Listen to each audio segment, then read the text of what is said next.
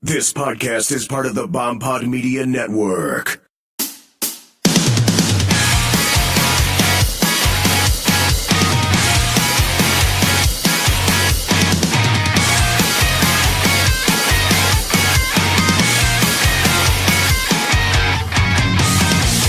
Welcome back to the Ohio Podcast Show. I'm the delicious Nicolicious, and as always, I'm joined with Rob Dog. Rob Diggity Dog. 05 Rob Dog 05 from MySpace. Yeah. We're doing an episode talking about true crime and serial killers, and This is a we're not really good at podcasting. We're going to try our first best. time. Yeah. And if you're just listening to us for the first time, please turn back because we're rude and crude. We're nasty. We're disgusting. This is a rather groundbreaking episode for us, though. It is. This is our first series from our Patreon subscribers. Thank you. For $50, you get to pick your own topic. And if you stay till the end, you're going to get to hear our buddy Victor. And the cool thing about Victor is he's from, the Ukraine, Russia area. This is right up his alley. Belize. Yeah, Belize. And his dad was like a traveling physicist. So there's all kinds of fucked up shit. We're not going to talk much about I was going to say, we won't get too much into it so we can have him tell some stuff. We're going to ask him about aliens and shit. Yeah, I'm sure he's seen some things. He said he's a nervous wreck. There's nothing to be nervous about. We'll spit on it. Yeah. We'll call him the next day or whatever. But the thing is, he's a Patreon subscriber. I kind of feel like a prostitute. So even if we could talk, I've talked to him a lot on Messenger. Super nice guy. We could get in the interview. He could be a complete asshole. He can do whatever he wants. And we still have to be nice to him. Yeah. Because he gives us money. No matter what he says, we have to use it. Sing the praises of his beautiful wiener. We just have to be there for him. So if he says something horrible, just find him on Facebook. His name now. we don't know what he sounds like. So yeah, we'll find out. There's a lot of anticipation here. I can't wait. I hope it's a really thick Russian accent. Me too. He's like, I just want to tell you that actually I'm fucking in the Russian fucking mafia. And we're in your driveway right now. We're going to fucking kill you. Sweet. Finally be the end of the stupid fucking show. We've had a good run. I would also like to say thank you to some of our Patreon subscribers. We got about 5 new ones this week. Thank you guys very, very much. Josh Rudd, Heather O'Born. Heather O'Born, she's a moderator now. Yeah. On the Butt Chuggers group. She done stepped up. The closed group.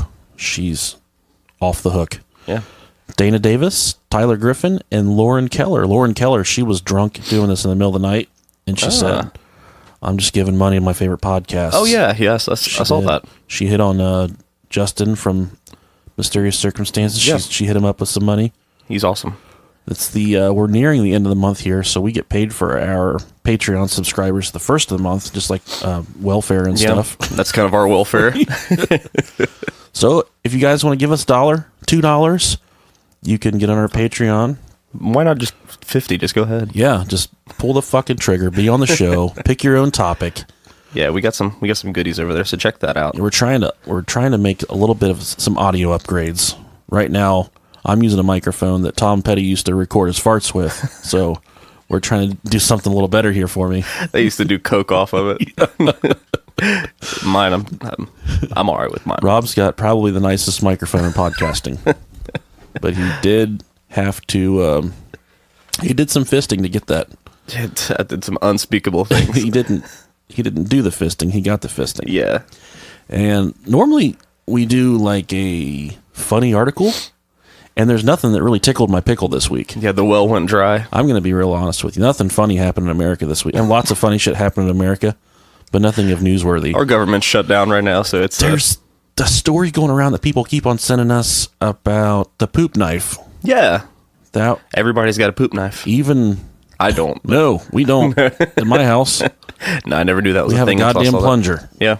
And we have a brush, and we clean our toilets, and we flush when we go to the bathroom.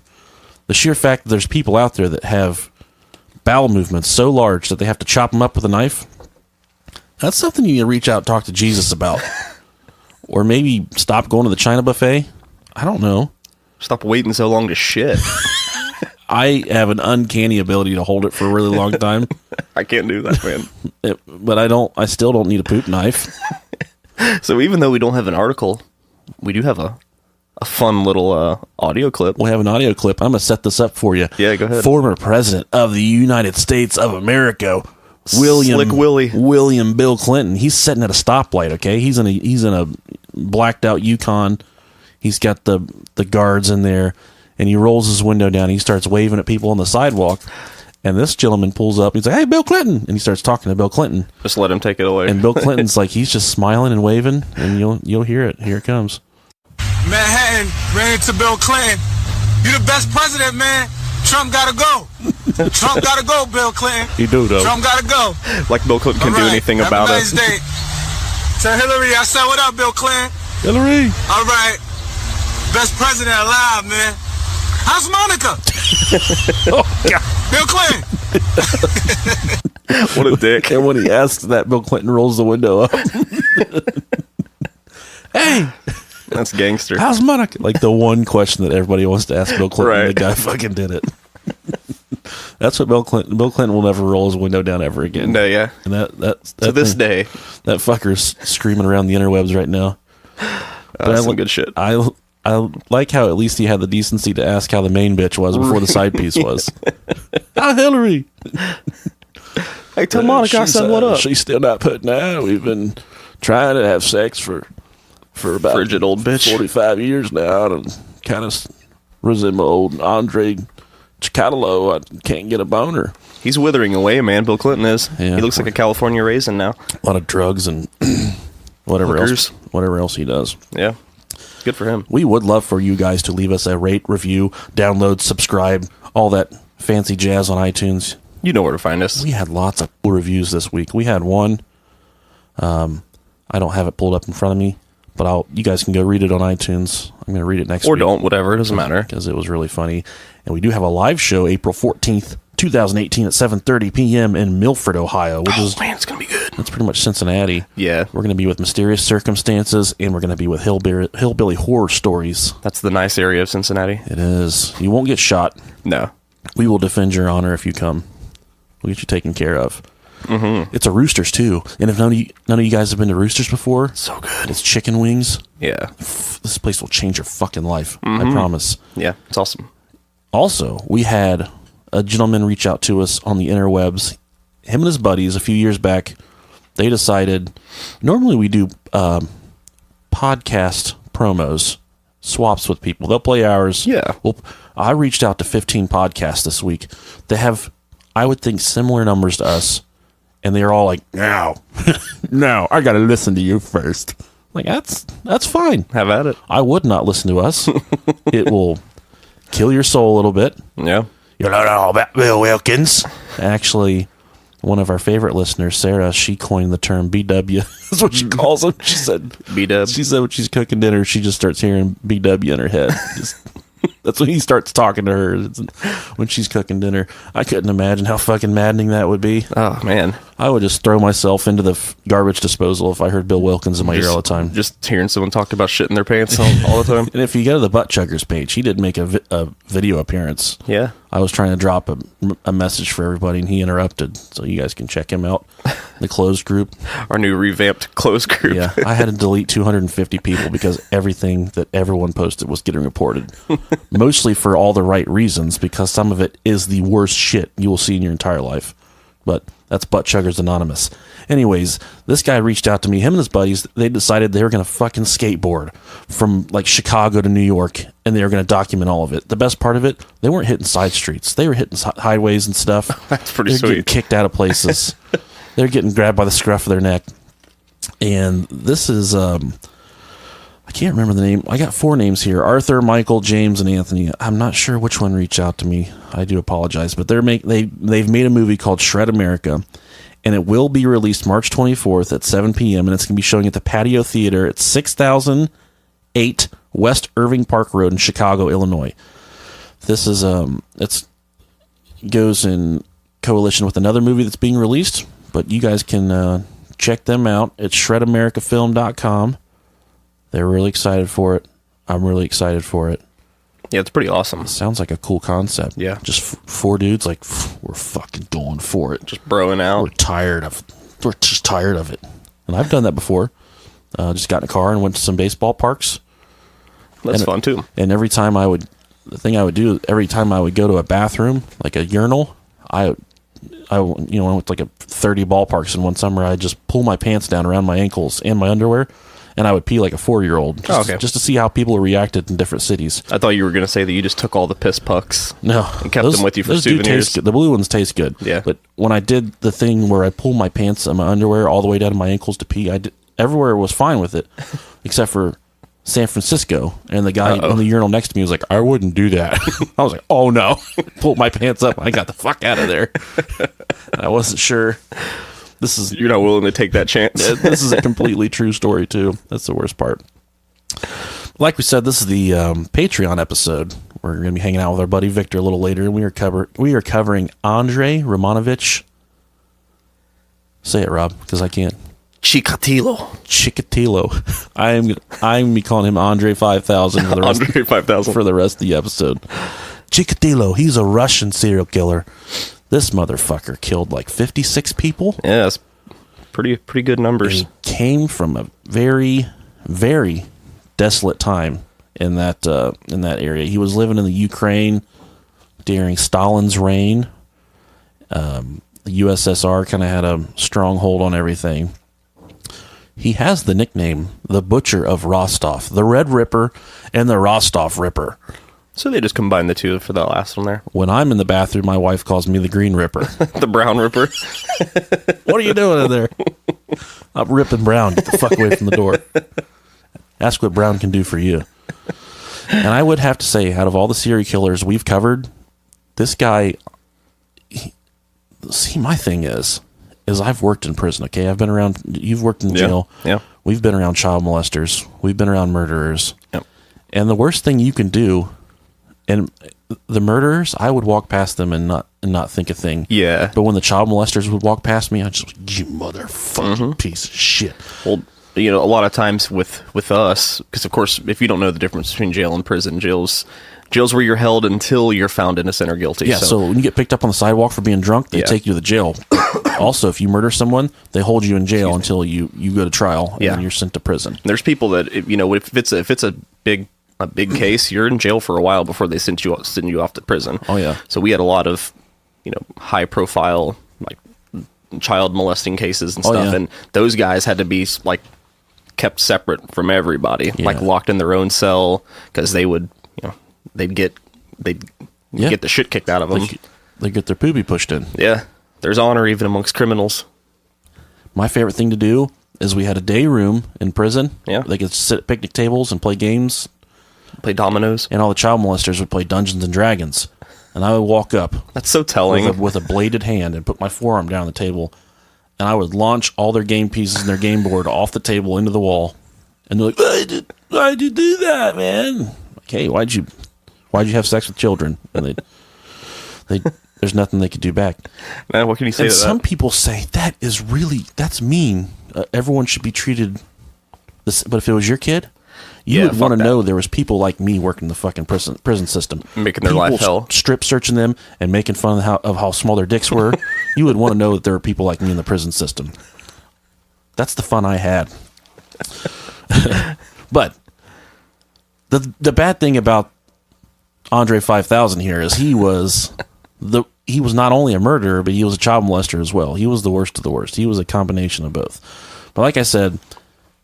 He was born in the Ukrainian section of the USSR. This is right before the World War II, and Stalin was he was running the USSR. Stalin is oftentimes overshadowed by a German leader from the same time. The name is leaving me right now. You might have heard of him. Hitler? Higgler? Higgler, yeah. But Stalin... The reign of his terror is completely unspeakable. He was trying to manage the people of Ukraine by starving them all to death. It was essentially genocide. He was trying to the famine that he induced from 1932 to 1933 is said that he probably killed between 5 and 7 million people. Sometimes I feel like in between meals, I may die, but those people are really dealing with some heavy shit.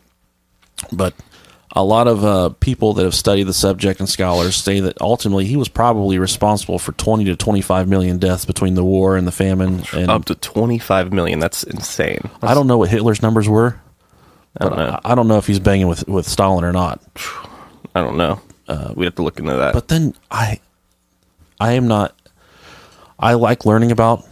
My thing is the Civil War, the American Civil War. I like to learn about that. World War II kind of bores me a little bit, but I do get into it. I didn't realize that the USSR was an ally of the United States in the Second World War. So America's kind of responsible for this. That's why we're such a fucking shitty country. So Chikatilo, Andrei 5000, he was born in 1936, right after the Holodomor. No relation to our buddy Voldemort. I was going to say that's...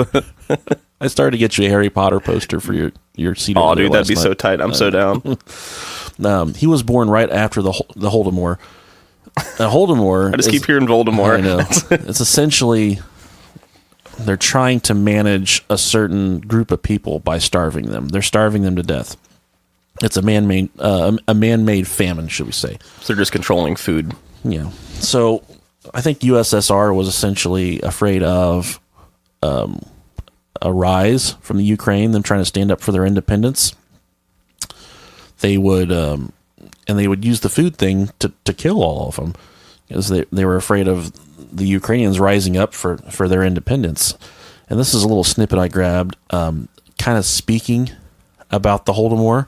That's crazy. I'll let you read that. Yes, this is what a female doctor wrote to a friend. This is June 1933. I love female doctors. She said that she had not yet become a cannibal, but was not sure that I shall be one by the time my letter reaches you. She said, I shall not be one. Yeah. Yeah, so pretty much saying that, I'm not a cannibal yet, but by the time you read this, there's a good chance I might be. Good chance I'll eat some ass. Yeah. I mean... I'm a cannibal. Oh, damn it. It also says here, the good people died first. So those who refused to steal or to prostitute themselves died. Those who gave food to others died, of course. And those who refused to eat corpses died. Jesus. Those who also refused to kill their fellow man died. And parents who resisted cannibalism died before their children did. Oh my God. Like, I'm sorry, but I don't care how hungry I am. I could never eat my kids. I could probably do one for sure. We do have 3. Just pick the meatiest one. Set them down like, look, it's you or me. You had a really good Christmas, didn't you? Because Daddy needs a good dinner. You see that arm? I just need the arm today. You got 2. Don't be greedy. I can't. I'm trying to picture this in my head. So they're living in goddamn mud huts. Yeah. Out in fields and shit. You've really never tasted rock bottom until you've sucked a dick for a potato. Like something that grows in the dirt. I would put a male phallus in my mouth for a Baconator. Oh, yeah. A Big Mac with extra sauce. Although I had some chicken nugs from McDonald's earlier this week. Nearly took me down. Nearly passed. Wiped you out. Saw the lights, grabbed hands with Jesus, started marching towards it. He said, "Not yet, Nick. Not yet." And he sent me back. And when he turned back around, I saw him mouth the words "Brohio." He just looked back and said, "Brohio." Okay, Jesus. We need you. Jesus. And things were so messed up there that the Soviet regime, they had to print posters declaring, quote, "To eat your own children is a barbarian act." Like you need a fucking inspirational poster to tell you that. No, they really did. It said that more than 2,500 people were convicted of cannibalism during the Holodomor. We need that poster for in here. I know. I wonder. I did buy some posters last night. I bought a wrestling poster. If that tells you anything about me, we're Royal Rumbles tonight. I got no shame in my game. Screw it. And the official word from his mom was that Andrei did have a younger brother. But what? Yeah, what happened to him? What do you think happened to young Timmy? Stefan. Stefan. If you had, if you were just taking a wild guess, you'd probably say either he ran away or he, died tragically or something crazy happened if you're mentioning it. But he was eaten by the neighbors. Yes. So, there's that. I've been watching you walk around this cornfield for 3 weeks now. I can't help but think about how good your left nipple would taste. So he did. He was eaten by the neighbors. What a way to go. Why wouldn't they just wait and eat Andre? Love thy neighbor at the window right there. Andre grew up to be the fucking worst asshole in the entire world. The brother probably had a little bit more meat on his bones. Probably would have cured cancer. He would have right, you never know. Stopped the Second World War. I bet he wouldn't have killed 56 people. Definitely not.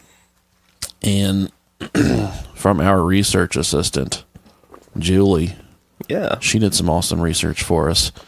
She said that, because I reached out to her and said, I would like you to look into some psychological traits of various serial killers. And she said that the brother being eaten could have a link with the tendencies of Chikatilo cutting off pieces and biting and chewing on victims, which is one thing that was kind of his MO. He would eat nipples. He would eat noses. He would eat ears. But I'm kind of at a loss for words right there. Yeah. I don't really know what to say about all that. Yeah, it's crazy. It says that, she also said that the story of the neighbors potentially eating his brother could have been what planted the seed of curiosity for him to wonder what flesh actually tastes like. I don't care if someone ate someone else. I would never, be like, well, I kind of wonder what his nipple tastes like. Sure would like to put that ankle in my mouth. You got any salt? The family did live in a one-room hut, and they were farm laborers. And the time, as far as when it says they were a farm laborer, you grew your crops and you gave all of your crops to the government. You weren't paid for it. For your services, you were allowed to keep some of your crops. You're allowed to farm your own food. They didn't take all your food. They leave you barely enough to survive. So here's where it gets good. Well, and leading up to this part, kind of set the stage a little bit for the good stuff. It said here from looking at this, it said that Andrei 5000 over here. He was believed to have been born with a condition called hydrocephalus, which means he's born with water on the brain. He was a waterhead. Yeah. I'm going to use waterhead a lot during this episode. And that caused him to have some unique problems. We'll go into that here now. Yeah. He had a lot of dick problems. Plain and simple. He had a lot going on in the basement. There was some serious issues. So he slept with his mother. They shared a bed, and he would piss the bed all the time. Yeah. And then instead of rubbing his nose in it, she would just go ahead and skip that step and just beat the shit out of him. Okay. When I wet the bed now, I get some baking soda, and I just soak it up, and I go on about my day. No one beats me. I don't have to live in fear. It's just like Big Daddy. You just set a piece of newspaper over top of it and just walk away. Get on top of it. Yeah, he would always piss the bed. And there was a story where they said that he would go to school and piss his pants on purpose, and then he would go up to his friends and be like, "Hey, did you get my pants wet?" And they were like, "No." And then he would go to his other friends and say, "Hey, did you get my pants wet?" And he would say, "No." And he would say, "Oh, it must have been an inside job." Van keys. My wife's looking for the van keys. Hold on a second. I can't believe she did that. She came in here and interrupted my big joke like that. It's completely fucking rude and uncalled for. And that was a joke. That was a completely false story that I made up. There was no truth to that at all. And not only did the water, I mean, he's a waterhead. That's what it was. Yeah. That was his problem. It didn't give him problems just peeing. He also had some jizzing problems. He didn't jizz like a normal person because his wiener never got hard. Yeah. Poor guy. And some people said his entire life he could never get an erection. He's just marshmallowing people. Just smashing with a floppy. Yeah. Hitting them with a noodle. Could you imagine going your entire life and just never experiencing that rush of blood to the tip of your wiener? You can't say you're a grower, not a shower, because Right. It's not true. She's like, "What's wrong with it?" I'm neither a grower nor a shower. This is as hard as it gets right here. Do you have any popsicle sticks? Oh. I can make it really hard. He's probably one of those creeps on. Sometimes I get forwarded messages to me. For some reason, people think it's awesome just to send us the most fucked up shit they can find on the internet. It's pretty cool. I got an Instagram message yesterday of a lady just laying there queefing to death. I saw that. And I said, what the fuck is going on here? I knew what to expect the second I saw that. I watched it. I did not turn away because we like we said, we never leave a message unreturned. We look at all the messages, even the ones that come to my house that talk about mercury poisoning and being prisoners of the government. Whoever sent that, thanks a lot. We got the security system installed just because of you. I don't know where I was heading with that, but it would be really sad to not get a boner, is what I do remember before I went on this tangent. I wouldn't want to live in a world like that. Right. His dad was drafted into the war, of course, because that's what everybody did. They went to war back then. And this kind of created a sticky situation because you had the Germans, and this is what made me look it up. I was like, why would the Germans be fucking, raping and killing everybody? I thought the Germans and the Russians were together because I'm thinking of Stalin. No, that's not the case. Russia was not in cahoots with Germany. There were Germans. They were trying to occupy the area, and it's said that more than likely Andrei 5000 had a sister, and the sister was more than likely conceived by rape from a German soldier that had entered the hut and raped Entered his mom's hut. Andrei's mom. Yeah. He said, he probably walked in and said, hey, listen, guys, I know what you're probably thinking, and I'm not a raper. I'm not a raper, but I'm going to rape you. I'm sorry. This is outside my normal characteristics. I walked by. I saw this nice mud hut. I said, I think I'm going to stop and tell these people that I'm not a raper. And I saw how beautiful you are. I saw the piss stains on the bed, and I'd really like to rape you. And he was probably more than likely in the bed, because there was only one bed in there, so he was probably more than likely in the bed whenever his mother was raped. Couldn't imagine that would fuck you up at all. No, not at all. My uncle was in the bed every time I got raped. Damn it. Yeah, shit. Shit. And it did create, the German soldier did create a sister for little Andrei 5000. Oh, it's so nice of him. But when they grew up, the sister was kind of concerned about him for the most part. She would always try and hook him up with dates, try and find him girlfriends, and we'll get into that later on. But he fucked that up every single time. Of course. And the mom, she obviously did give birth after the dad went to war, so there was no fucking chance of this little girl being Andrei's dad's child. It was definitely belonged to the German soldier. He put his German helmet inside of inside of her. Have you ever heard that's a nickname for a penis, a German helmet? Yeah. All right, I just want to make sure. We have a lot of foreign listeners that they have no fucking clue what we're talking about. That's fine. His dad did go to war, but when he came back, he was imprisoned because he surrendered on the battlefield. Sissy. Yeah. Could you imagine? Just like,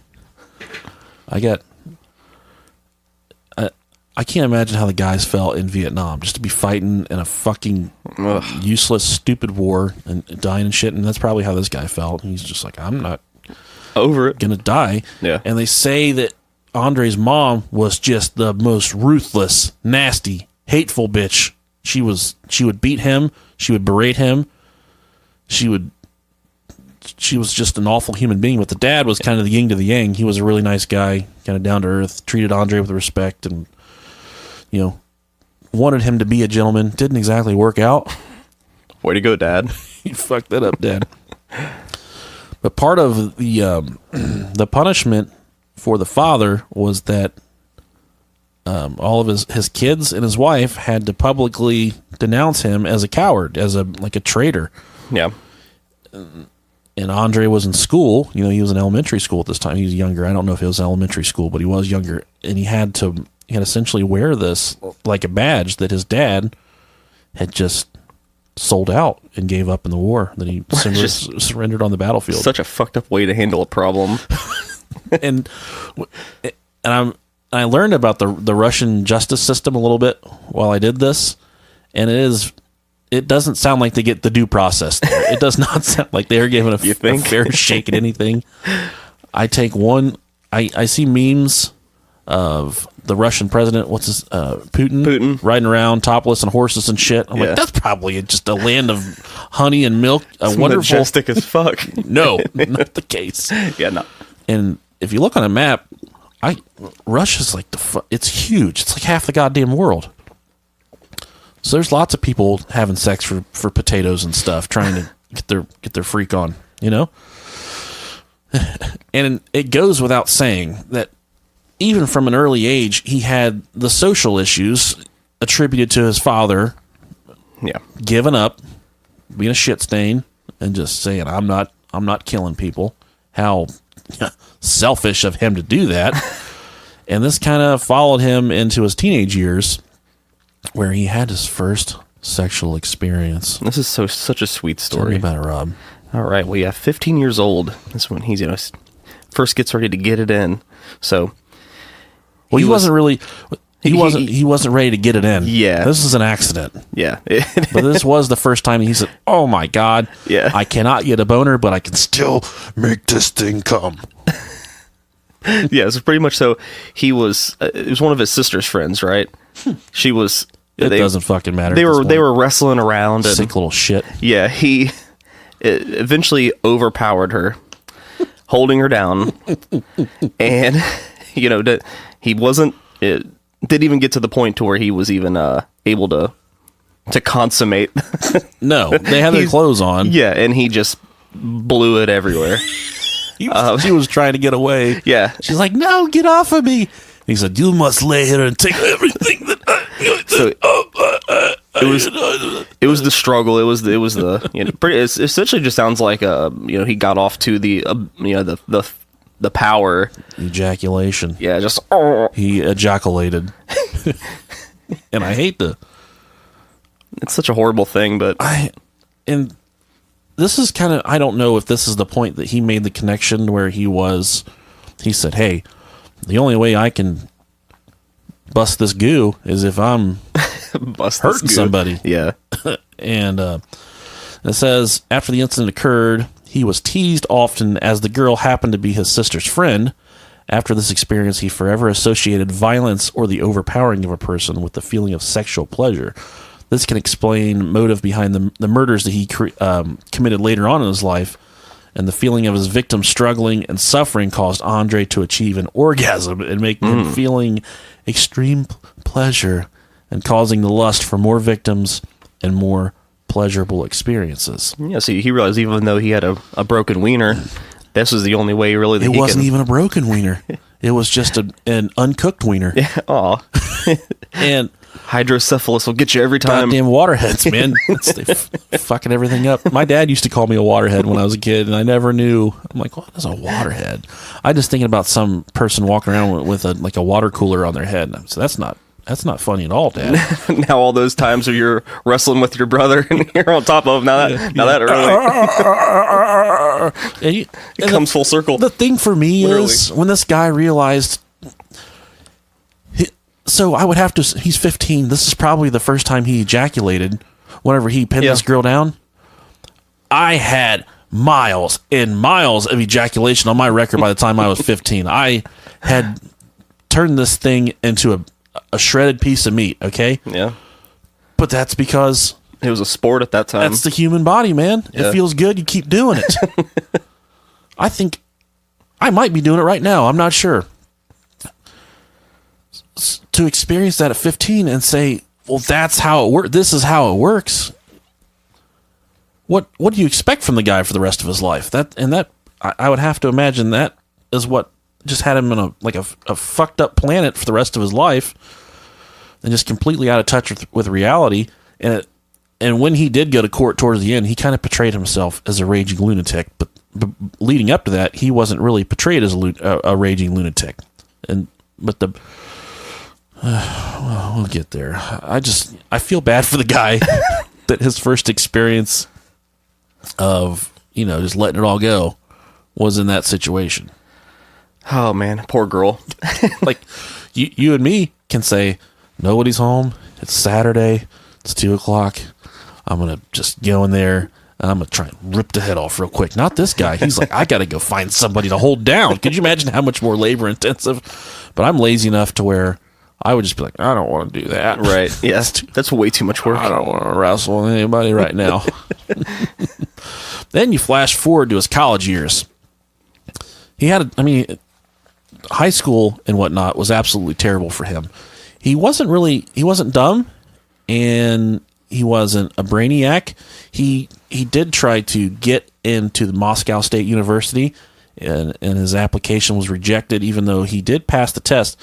But they say that he was maybe more than likely rejected due in part to his father being a war prisoner. Pussy. Pussy.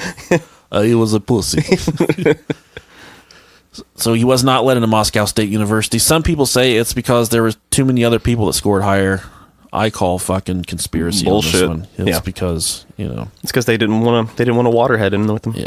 And apparently, yeah.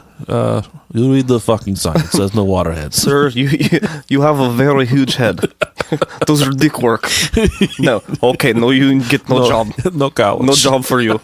No college. Isn't that what college is for? Just like fucking eating cereal and having no money? Yeah, I think so. I don't know. We clearly didn't go to college. I tried once. That's why we're doing this. Yeah. And apparently he didn't really have a problem getting the interest of women. He wasn't, I guess, the ugliest guy. Because I think in college it's pretty much fair game. Everyone can get a girlfriend or a boyfriend. Yeah. And he wasn't the ugliest guy in the entire world. So some chicks were like, hey, I'm going to check that guy out. He kind of looks like Moby.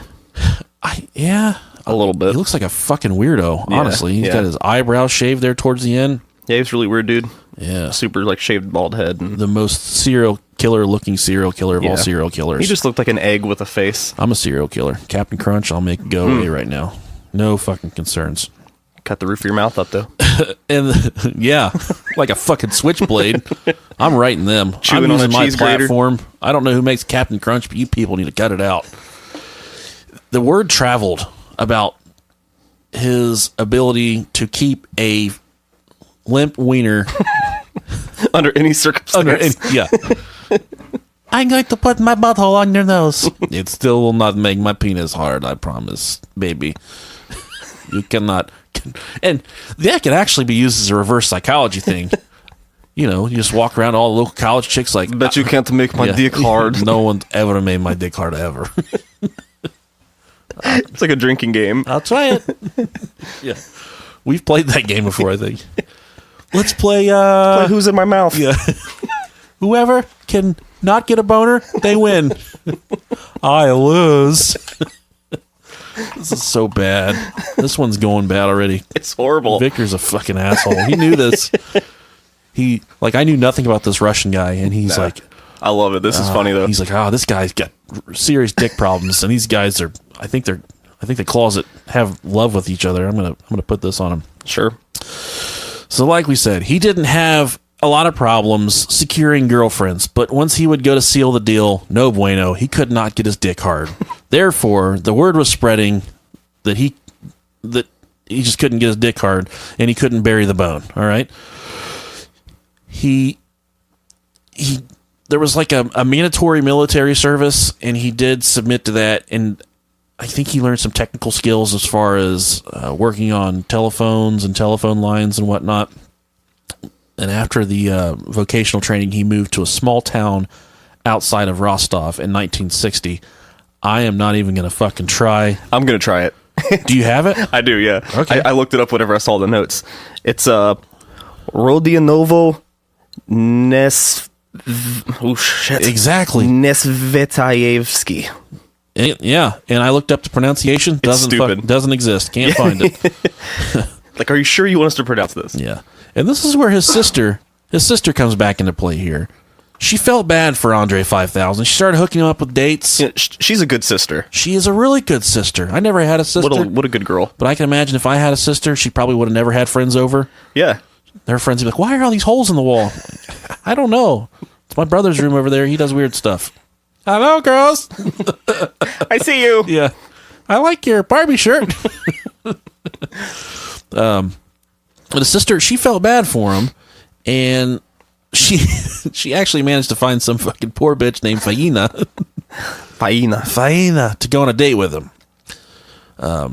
He would later marry Faina in 1963, and this was maybe the beginning of some normalcy for Andre 5000. Possibly. Maybe he was starting to see the light, that he could live a life. He finally found a bad bitch to have sex with him. No, he still couldn't get his dick hard. No. But they had 2 kids. Yeah. Do you know how he got her pregnant? I can imagine. Do you know? I mean, I'm assuming. It would, I don't know how they would get him to ejaculate in his hand, and then he would just cram it in her vagina. What? This fucking changes everything for me, honestly. So apparently you can do that. I thought as soon as the sperms hit the air, they're dead. I think that's probably a high school myth. There's a lot of high school myths that are still hanging around in my brain, but apparently he would reach climax into his hand, catch it, and then he would do the throw it. He would do the. We call that the Randy Johnson. He would waffle stomp it in there. Just, dude, take that! I'll get you pregnant with my foot. And that's how he got her pregnant. Wow. They would produce 2 children, and I don't know. I did look them up on Facebook. Oh, God. I couldn't find them. I don't think they're allowed to have. I can imagine they probably have a hard time keeping any type of social media accounts, because it did give both their names. I was born via waffle stomp. Oh, no. This smell like Eggos. Yeah. In 1971, what better of a profession for an aspiring sexual deviant? Yeah. He became a school teacher. Good for him. Yeah, he got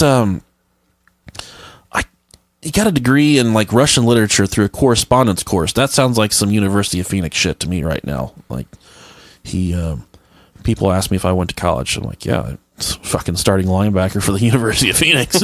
Honestly, online school, but Madden and shit.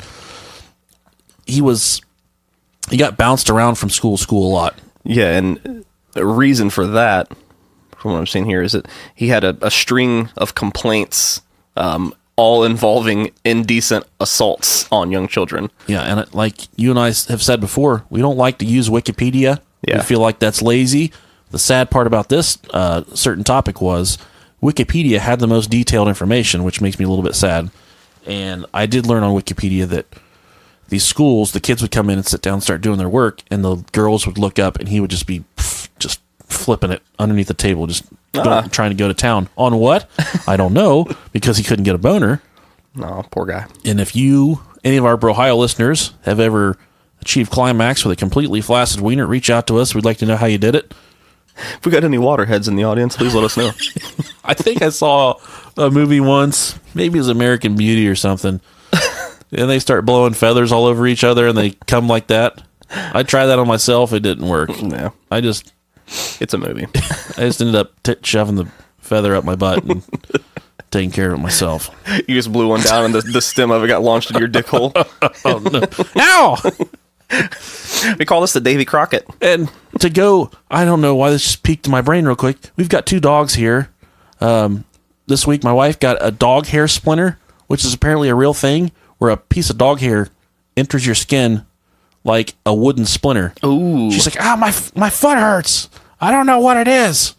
And we got it out, and it was a dog hair, and I looked it up. Dog hair splinters are a real thing. Oh, wow. So the more you know. Hey, we're bringing you the knowing is good knowledge here at the Brohio Podcast. It's the Brohio Podcast for you. Oh, yeah. And these jobs of moving around, like we said, he moved around a lot. The job stuck for nearly 10 years until he reached a mining town in Shakti, where he would continue his teaching career.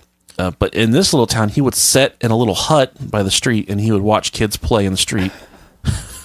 And as a father, when you see that going on, you march your happy ass out there, you drag whoever's in the hut out of the hut into the street, and you fucking stomp on his dick until he bleeds everything out of his butthole. Unfortunately, he probably would have jizzed. Oh, yes, please. Oh, yes. I love it so much. He's a freak. He's a freak-a-leak. And we haven't even got to his murders yet. No. This is how crazy this guy is. In the words of Lil Jon, he likes it with his face crammed in the pillow. Then, on December 21st, 1978, he got his first taste of blood. And unfortunately, it was a 9-year-old named Lena Zakhanova. Eyewitnesses did see Andrei 5000 with the little girl right before her reported disappearance.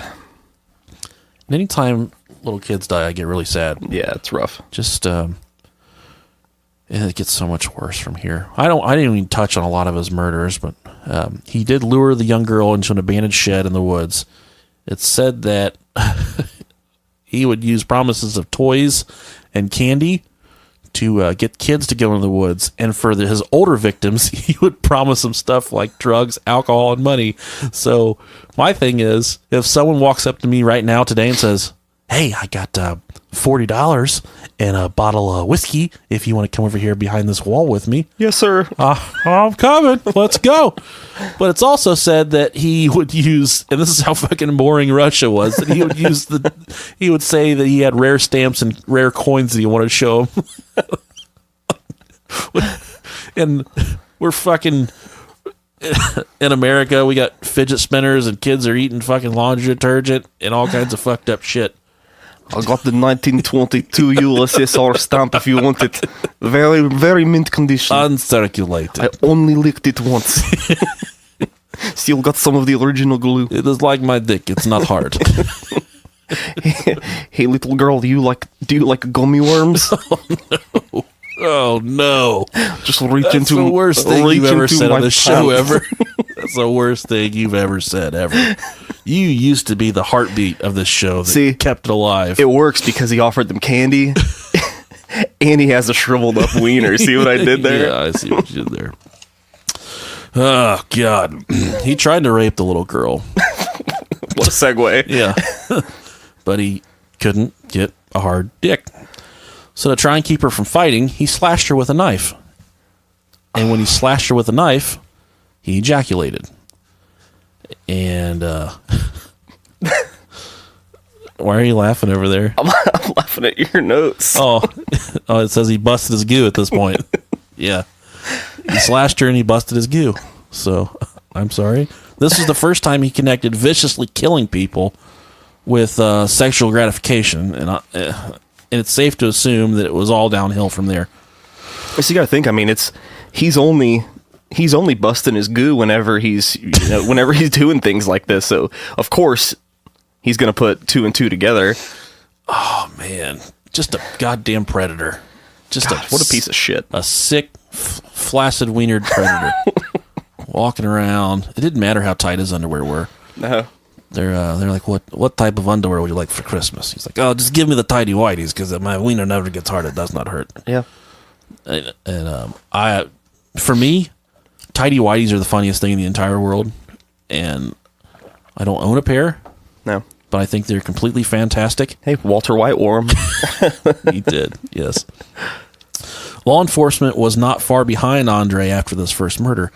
And like most serial killer stories, the police fucked it up. You go back to Jeffrey Dahmer, they had the naked Chinese man in the street with a hole in his head. And that was his boyfriend. He was a waterhead. Yeah. Dahmer chased him into the street, and the cops were like, hey, what the fuck's going on here? He's like, he's high. He's drunk. I'll take him back in the house. All right, you folks have a great night. He smelled like shit a little bit. Did you smell that? He did smell like shit. I wouldn't worry about it. And for whatever reason, his wife made a solid alibi for him that helped clear his name in this murder. Another piece of shit. Yeah, and there was another raper in the neighborhood. His name was Alexander Krichenko. He had been previously convicted of rape. The belief was that he was more than likely beaten and tortured by the police, and they were able to get the admission of guilt just by beating the shit out of him. And he was public enemy number 1 just because of the prior conviction. So the 25-year-old Alexander Krichenko, he was tried, convicted, and executed for the murder of that little girl, even though Old Andre 5000 committed the murder. Yeah, because I think we've talked about this with other cases. Like if you're trying to get information out of somebody by beating or torturing, that person's going to say whatever the fuck they want to say. So for you to stop, quit fucking pulling my toenails out. And yes, I did it. Jesus Christ. And honestly, they probably didn't care if he really did it or not, as long as they had somebody to blame it on. Yeah, and that's the thing. And that's what you have to do to silence the people. In the village. Right. Oh, the mud huts are just hopping. They're buzzing. People are upset. They want to know who killed the little girl. So he was kind of he was on the DL for 3 years, and this was kind of his pattern. He would come close to being caught or have a close run-in with law enforcement, and then he would abstain from his murdering and killing for a while. I don't think I could necessarily abstain from jerking off for 3 years. Whew. I could try, as long as there's money. If you guys want to start a GoFundMe to shut down my masturbation operation, we should get that on a shirt. Masturbation operation. Yeah, that's a good one. We'll shut it down. But the police, they weren't, like we said, they weren't far behind on his trail right there. I would have to imagine his butthole was a little puckered up for those 3 years of silence. But he did eventually lose his teaching job, and he took a job as a clerk for a raw materials factory in Rostov. That was kind of perfect for him because it involved a lot of travel, which gave him ample options for the next 9 years of terror, because he would often be at bus hubs and train hubs, and there would be transient children and gypsies, whatever kind of people are flying around those parts of Mother Russia. He would just essentially prey on people. On September 3rd, 1981, he met Larissa Kachenko, and she would become his next victim. He strangled her, and this one, I don't know, when I read this, it really hurt my heart, but she started to scream during the strangling, and he shoved dirt and leaves in her mouth to silence her screams. Take some solace in the fact that this sick fuck died. He was executed in the end of all this. I don't want to jump ahead in our story and ruin it, but spoilers. He was executed, and he never had the joy of sexual intercourse either. So just think about how happy you are when you make love. This man never had that. So just use that as some comforting joy to offset the fact that this guy's just a fucking sick monster. And again, this is more of a sexual release than it was a murder thing. And he did say that during his trial, that this wasn't really a killing thing, that it was a sexual release.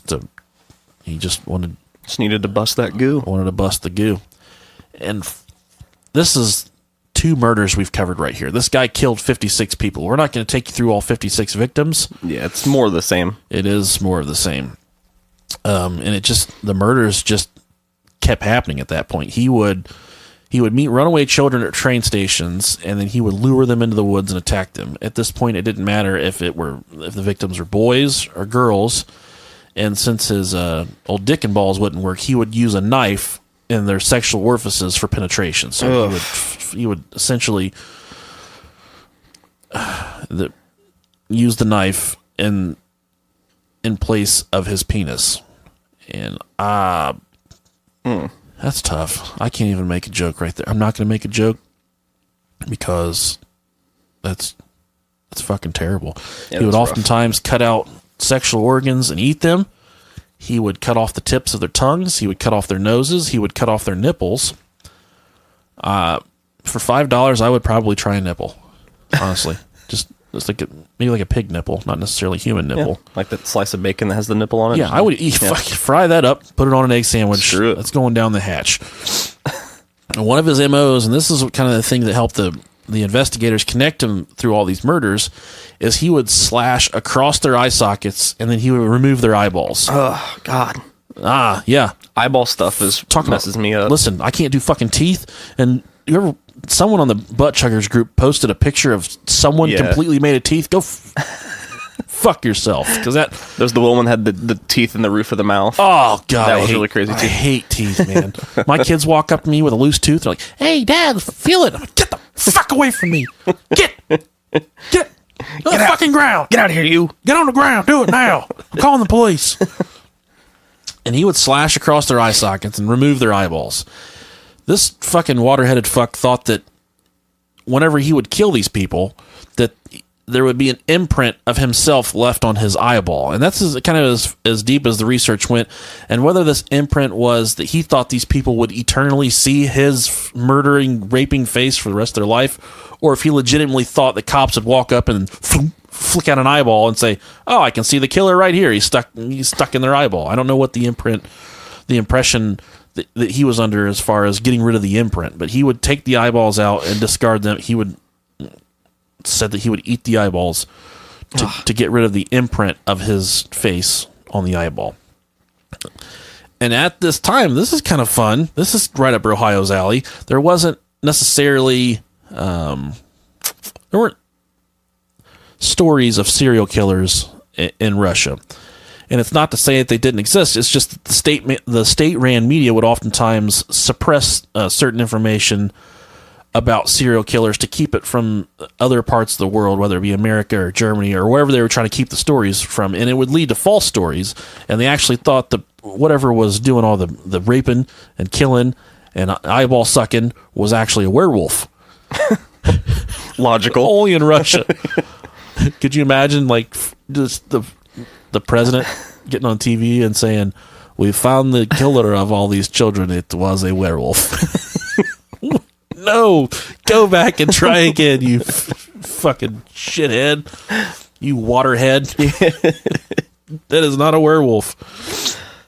But the murders were so brutal and precise, the police even theorized that it was potentially a satanic cult carrying out like an organ harvesting deal, or like a satanic ritual kind of thing.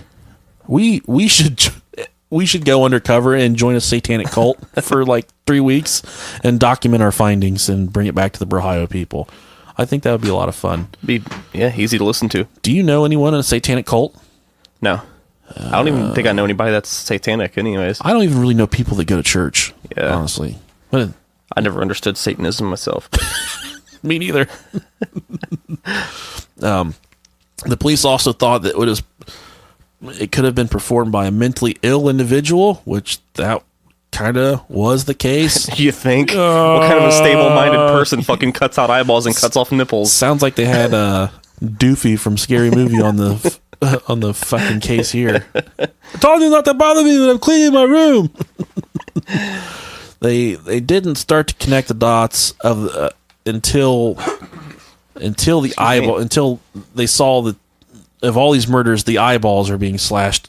So that's when they said, we obviously have a serial killer here. He's kind of got a calling card with the slashing of the eyeballs. So they didn't assign a detective. They assigned a detective major. Oh. Yeah. Show them how big their dick is there, Detective Major.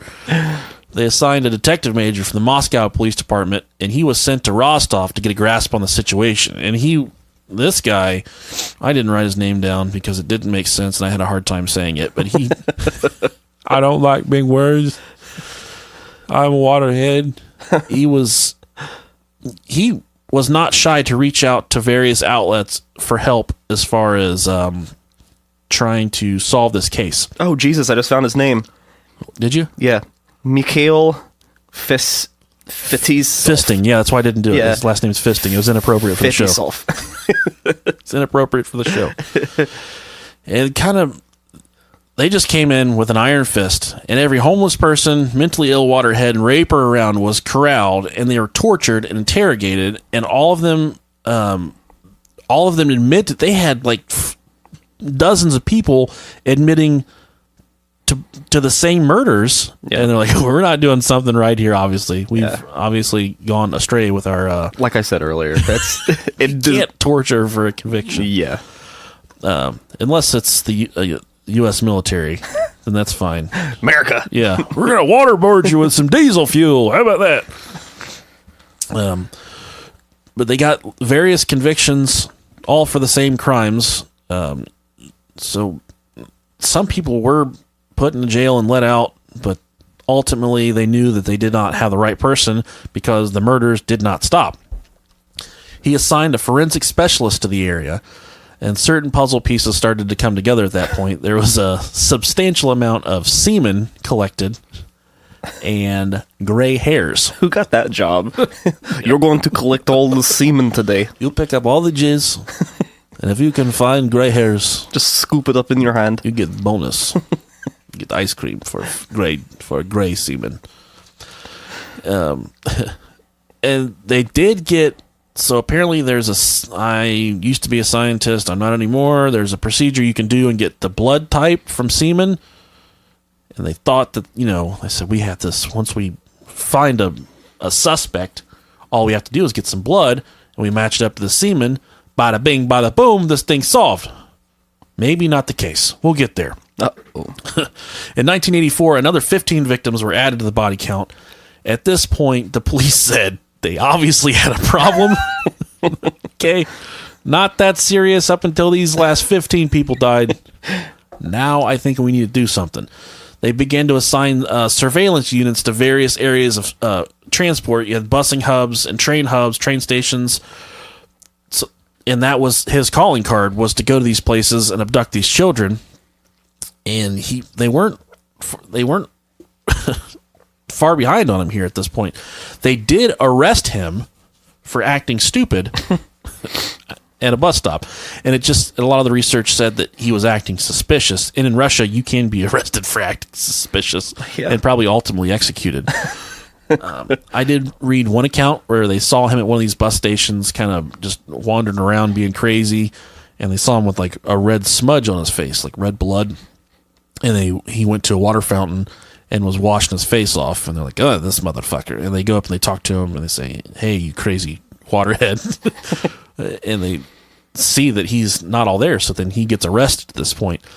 And now, in 1984, his name is officially on paper for, I should say, he's entangled in the web of suspects as far as all these murders go. He's not numero uno in the list, but his name is ultimately associated with all these murders. After he was arrested, they did the proper testing only to discover that his blood type did not match the blood type associated with the jism. And come to find out, he has a condition that made him a non-secretor. I don't know what... I mean, I know what a non-secretor is now, but you should put that on your dating profile. Like, ladies, I know... on your resume. I know I'm really handsome, and I've got a good job, but I'm a non-secretor, so... Don't get too excited. It just sounds like a really sad thing to have tagged your name. Yeah. I'm a non-secretor.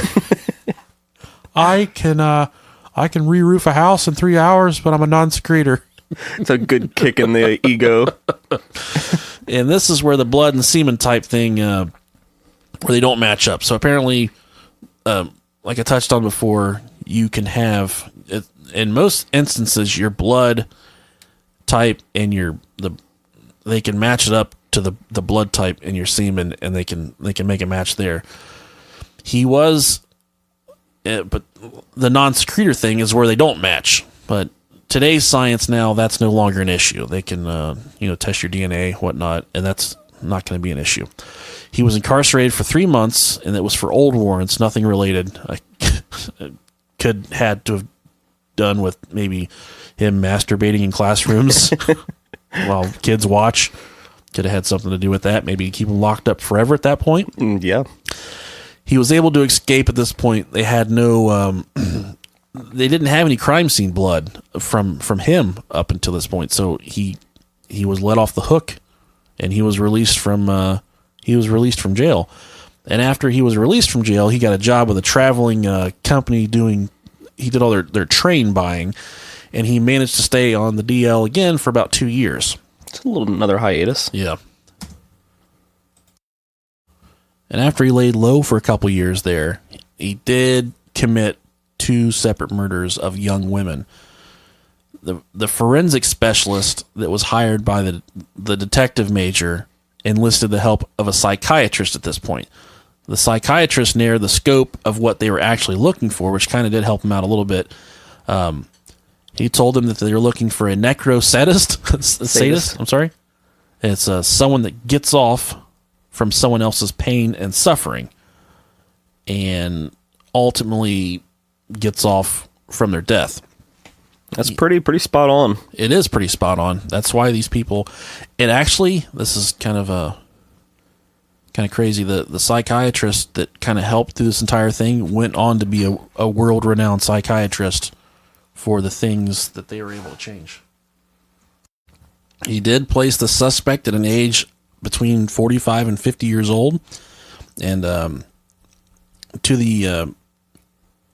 after they wanted so badly to get into the mind of a serial killer that the investigator and the detective did interview another serial killer that was on death row that was about to die. He was in the death house. He was about to be executed, and that was an Anatoly Slivko. Anatoly Slivko. And he was, they interviewed him about kind of what makes a serial killer tick, what made you do these things. They wanted to get into the brain of the guy that was committing all the murders that they were investigating. You can't beat him, join him.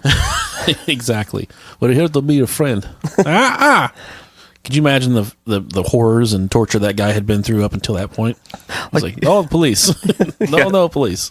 Like, even though we tortured the shit out of you, will you help us out? Yes, Blue Lives Matter, but I don't want no police in here. As he started to dig, though, the murder stopped for almost 3 years. He's setting him off the trail again here. Then, over the next 2 years, he would claim 19 victims. Working overtime. God damn. He was no longer using transport hubs. He was going to parks. He adapted. Areas with elevated chances of him being caught. He would go to the stores. You know, he'd get a local Kroger or Fry's, and he would just pop them behind the dumpster. Didn't matter. And he was... I don't want to say it like this, but he was becoming quite careless with his murders. Yeah. He was just... All his fucks had flown away. But he was... You know, he just had to get his rocks off, and that's what he was doing. After media pressure from the local area skyrocketed on the people investigating the murders, they finally brought in mass amounts of extra police patrols. Then on November 6th, 1990, just after committing a murder, a passing patrol officer took notice of his extremely odd behavior. I mean, he was just odd in general. And actually, to go back and recant what I said earlier, I think this is actually where they saw him washing his face in the water fountain. All right. So this is kind of when he fucked up. His name was linked to the prior 1984 arrest at this point, and it was game over. So he was stopped and his information was taken, but he was not arrested at this point. This is on November 6th. And on November 20th, he was arrested again for suspicious activity. I don't know what that suspicious activity was, but they had he was interrogated by the lead investigator, but the lead investigator was getting nowhere with Andrei 5000 admitting to the murders that he had committed. And leading from November 6th until November 20th, when he was on the radar, they had him under constant surveillance. So at one point, they saw him come staggering out of his house with a gallon of beer, and they followed him around town, and he was just walking up to kids, just everywhere, just like, hey, they'll go with me. He was walking up to everybody, and he was in the local village, he was in the parks, and when that specific incident was kind of where they said, we got to arrest this guy because he's obviously he's something wrong with him. You had me a gallon of beer. I was walking around with a gallon of beer. I can't even be myself. In Russia, they sell that shit by the gallons. That's great. I know. So since the investigator was getting nowhere with the interrogation process of Andrei 5000, they brought in the psychiatrist, and they said, we want to get inside your brain. We think you are the most intriguing serial killer we've ever experienced in all of our investigations. So we're going to bring in a scientific psychiatrist to interview you. We want to get the scientific workings of your brain down on paper so we can pass this on to other people. Made him happy as shit. And Andrei's like, oh, well, I'm flattered. And he immediately at that point rolled over on all of the murders. He admitted to 56 murders. He told them where there was a lot of bodies still out there that hadn't been discovered yet. He told them about all the bodies. He sent them to the proper locations where they could get the bodies.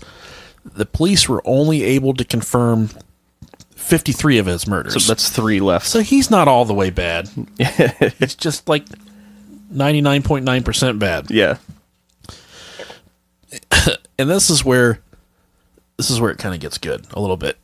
During the trial, they kept him in an iron cage in the courtroom, and the like a monkey, like at the zoo. Yes, and he would just stand there like a crazy fuck. You gonna give me banana? Yeah, and he did. The media referred to him as the maniac. That was kind of their term for him. And although he was kept in an iron cage, he would oftentimes he would start singing. He would start like screaming in gibberish. And at one point in the cage, he dropped his pants and started to wave his genitals at the crowd that had gathered for his trial. Like, oh, look at it. All of you people talk about my flaccid dick. Here, have a look at it. Watch me swing it around. Watch me jiggle it. And the saddest part about all this... It wasn't his wiener? It was just a prolapsed butthole. Look at my butthole. You make fun of me, but look at my butthole. He probably had a dick like a donkey, just hung like a, like the Incredible Hulk, and he couldn't do anything with it because it never worked because his mom beat him with a Pop-Tart for pissing the bed. A Russian Pop-Tart. Yeah, he would drop his pants, show his wiener to the crowd, and throughout the trial, the judge would overrule the defense attorney. The judge wasn't having any of it. Shut the fuck up! And they said that the judge would oftentimes tell Andrei that he would just straight up say like, "Shut up! You are not crazy. There's nothing wrong with you. You're a sick fuck." The judge was very impartial during the trial, almost confirmed that Andrei had no chance in this trial. Andrei was found guilty of all but one charge, and that murder that he was not. So of the 53 murders he was charged for, one he was not convicted. Well, I'm sorry, he was charged with 54. Yeah, there just wasn't enough evidence to convict him of the last one. And he was executed. I feel like this is too good for him. Executed via a bullet in the back of the head. It's too quick. Yeah. But that's Russia. Later in Andrei's life, he claimed many reasons as to why he would commit such horrible acts. He believed his disheveled relations and deprived childhood caused this behavior.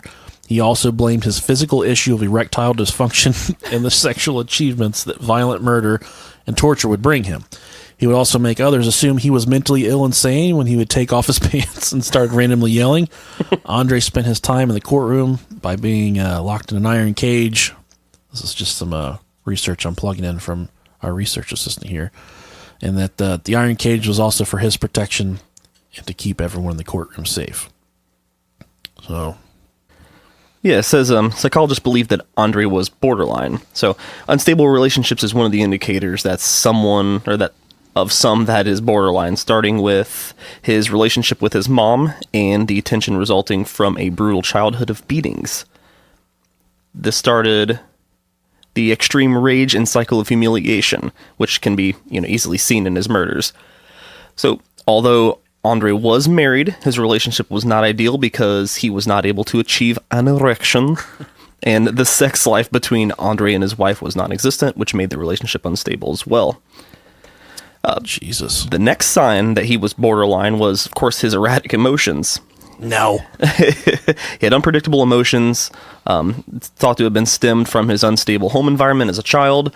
The lack of a father and horrific beatings from his mother left this child to grow in an adult with severe unstableness. That would get me too. Yeah, the final sign that Andrei was borderline is the unpredictable, aggressive, and sexual behavior. This seen in actions of his choice of victims. Usually murderers have a pattern in which they choose the victims, but in Andrei's case there was no pattern, so they would range age-wise anywhere between 7 to early 40s, and the genders were both male and female. So this shows that he was pretty impulsive and unpredictable. Yeah. And he did inspire another Russian serial killer named Alexander Pichushkin. Yeah, Pichushkin. And he was the chessboard killer. He wanted to murder ultimately 64 people. Yeah, he wanted to outkill Yes. Andrei 5000. And he wanted to kill as many squares as there were on a chessboard. Another serial murderer, the Granny Ripper. I love it. That's my username on Pornhub. That's what I call my dick. The Granny Ripper. Tamara Samsonova admitted to a friend that she was obsessed with Chikatilo. She was convicted of killing 11 victims, all people who lodged in her apartment building. She apparently used a hacksaw to cut up their bodies before burying them, and may have eaten parts of them as well. Some good eating. Little Frank's Red Hot can go a long way as far as eating a man's asshole. So now we're going to do our interview with our buddy Victor. So hopefully you guys enjoy the show and enjoy our little 15-minute interview here with Victor. And I'm sorry to say, guys, we had all kinds of audio problems. We definitely think it was probably Bill Wilkins, but we're gonna have to catch up with Victor tomorrow. So we're gonna release the episode on time, and then we're gonna go back and re-release it with the Victor interview. But for now, enjoy the episode and hit us up, a couple days after our release, and we will have the interview with our faithful Patreon subscriber. Thanks a lot, guys.